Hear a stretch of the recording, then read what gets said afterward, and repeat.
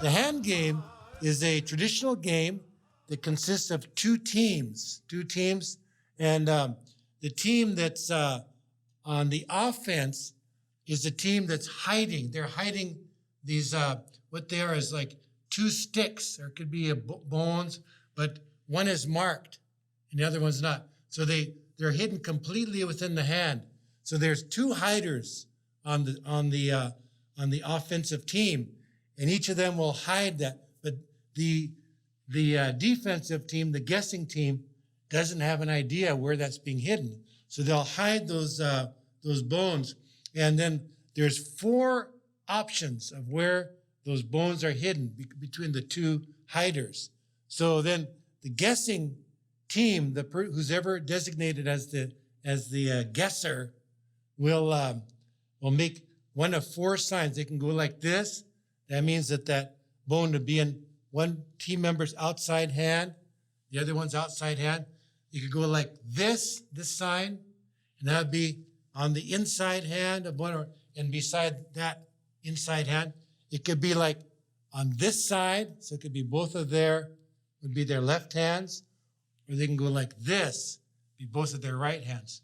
But the guess is not valid until they make this sign, which means to show where it's hidden.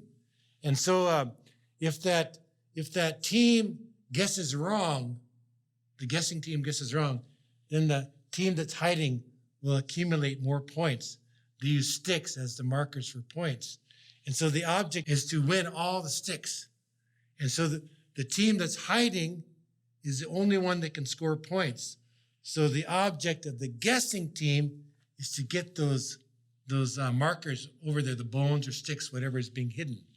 And so it just goes back and forth until one team wins all the counting sticks. So a game can go, maybe it could last 15 or 20 minutes, or it could go hours, or it could go all night. It's impossible to say. But the thing is that everybody has a really good time singing the songs and will actually dance the songs. The origin, there's many different origin stories of this style of game.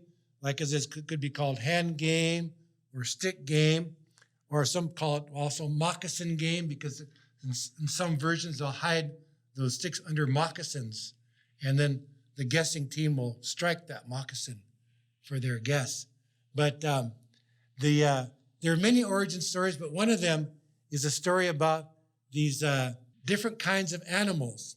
Some animals are called nocturnal, which means they love the night. They love the darkness. They function best at night. And you can probably think of a few right now. What about maybe bats? What else? Maybe possums. What else?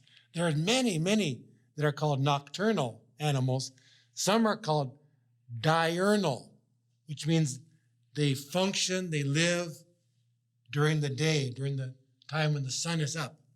And so now, according to this legend, it's just a legend, long ago, these two different kinds of animals, nocturnal and diurnal, they got into a big argument over what it should be. Should it be all night or should it be all day?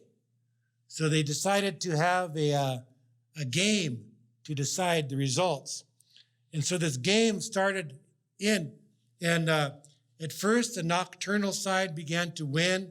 So it turned night, and then night went into winter, and so on and so forth. And then the diurnal side started to win. So it began to turn daylight.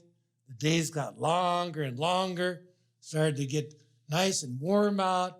The snows began to melt, and then it went back the other way again. So this is the way it goes up to today, and nobody has won that game yet. It's still being played out. Let's hope it keeps on going at an even keel like this forever and ever. These two teams, when they're played, it could be like maybe 2 different clans within a tribal organization. It could be 2 different wholly separate ethnicities, different languages. That's why they use the sign language when they play these games. They don't need a spoken language. It can be the the universal language of sign that was developed here in North America. But so everything can be done language free. But sometimes what they'll do is they'll sweeten the game, maybe intensify the game. And maybe one team will bring up different kind of valuable items, maybe a horse. And on the other side, the opposing team will match that bet. Maybe one side will bring up some really nice moccasins, put them on one side. The other side, somebody will match that bet. So it just goes back and forth like that till all the bets are made. But they have to do it at the beginning. Usually what happens is that if it's done in a spirit of magnanimity, oftentimes the winning team will feast the opposing team, especially if they're visitors or maybe from a different tribe, different language. The tendency is that they'll want to show their generosity, their magnanimity. So then if they win, they'll feast that team, and everything that was won, they'll give it over there, redistribute all that wealth. So it's a very harmonious way for conflict resolution amongst two different peoples, two different sides. And it's been done here in North America for thousands of years. It's so widespread all across the continent. And it's fun to play and to sing.